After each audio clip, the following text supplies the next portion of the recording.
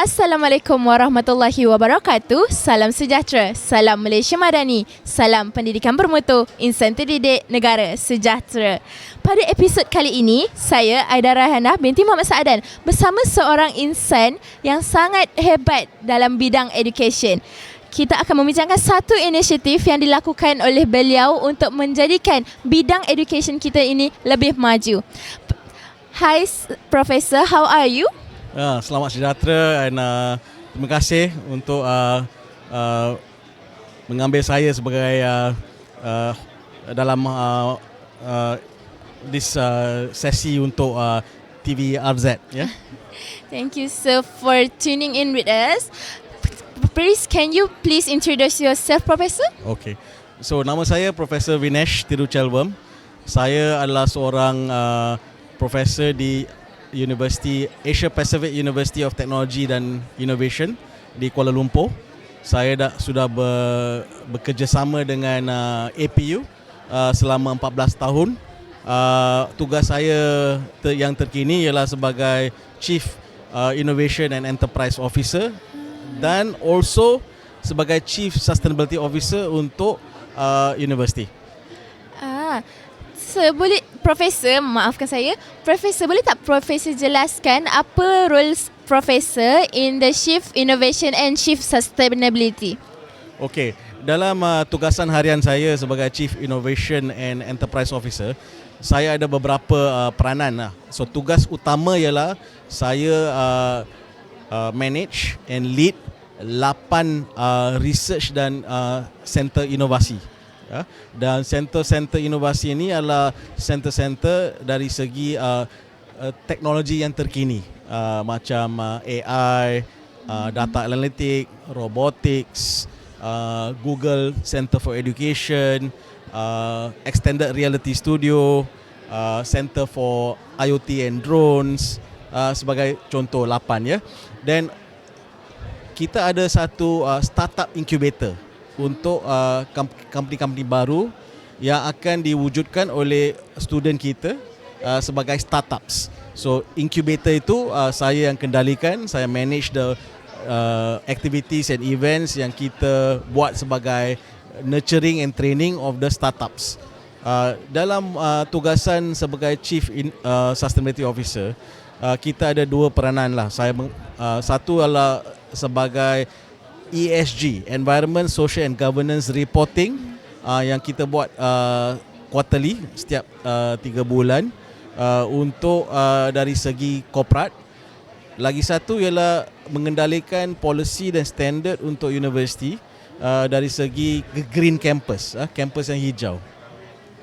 Boleh saya tahu startup incubator itu untuk apa ya, sir? Okey, startup incubator ialah dari segi dalam ekosistem universiti. Kita punya student dari lingkungan umur 18 ke 21 ya. Mungkin mereka ada keinginan untuk mewujudkan bisnes sendiri. So dia orang ada idea, daripada idea dia akan cetuskan inovasi. Dalam proses inovasi itu sebagai outcome ialah satu produk. Dan produk itu kita kena create a enterprise or business supaya kita boleh jual produk itu. Faham, entrepreneur lah maksudnya. Entrepreneur, betul. Baiklah, boleh Profesor terangkan tak dalam bidang apakah masa hadapan education? So, education buat masa ini ada banyak disruption. Salah satu daripada disruption adalah kemunculan teknologi yang terlalu rapid, ya, terlalu pantas. And dalam emerging technology ini adalah satu new technology yang semua orang tahu sebagai kecerdasan buatan AI, yang walaupun it is a good enabler, tapi dia ada disruption dia sendiri. So dalam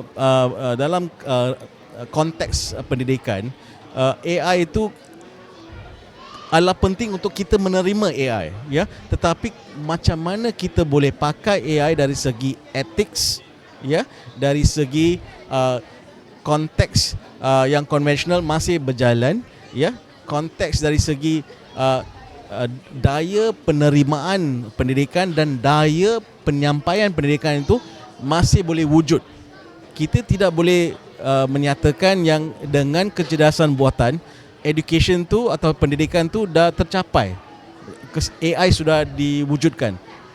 AI itu adalah satu enabler, ya. Dia adalah penasihat dan adalah enabler untuk membuat pendidikan itu lebih senang, ya, dari segi penerimaan dan penyampaian.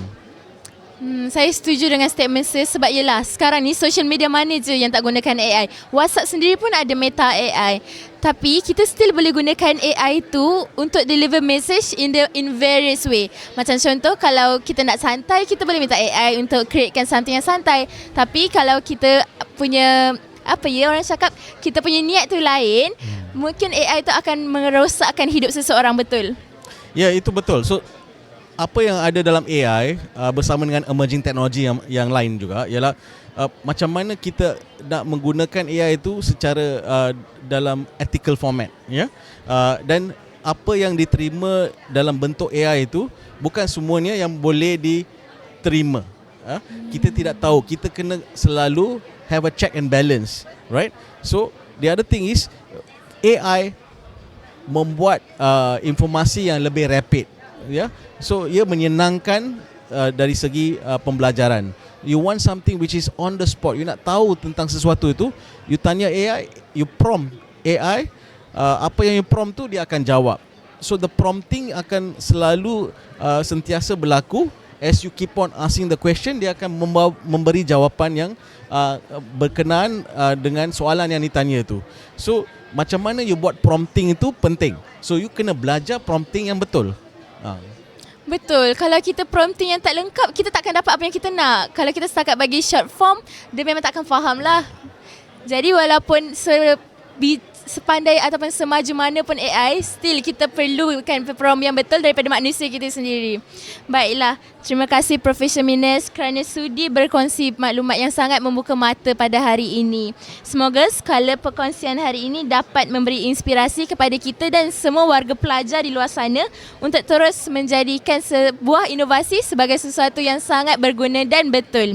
Jangan lupa ikuti episod-episod menarik yang lain sepanjang Pesta Buku Antarabangsa Kuala Lumpur 2026. Sekian sahaja daripada kami. Bye-bye.